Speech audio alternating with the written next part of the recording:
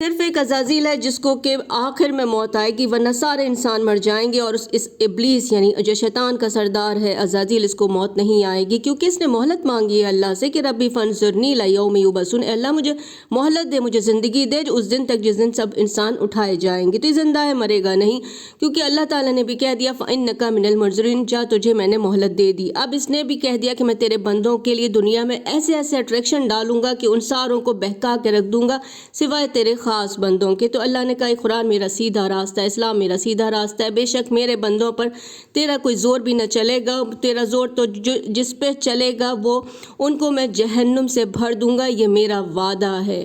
جہنم کے 7 دروازے ہیں، ہر دروازے میں ان کا حصہ ہوگا، لیکن جو جنتی اللہ کے خاص بندے ہیں ان کے لیے جنت ہے، باغات ہیں، چشمے ہیں، وہاں وہ سکون سے مزے سے رہیں گے آپس میں۔ دنیا میں اگر کوئی نفرت بھی ہوگی تو وہ جنت میں ان کے دلوں میں نکال دی جائے گی، اور سب پیار محبت سے رہیں گے۔ بتا دو میرے بندوں کو جہاں میں معاف کرنے والا رحم کرنے والا ہوں تو وہیں میرا عذاب بھی دردناک ہے۔ تو احتیاط رکھیں کہ شیطان کے بہکاوے میں نہ آئیں۔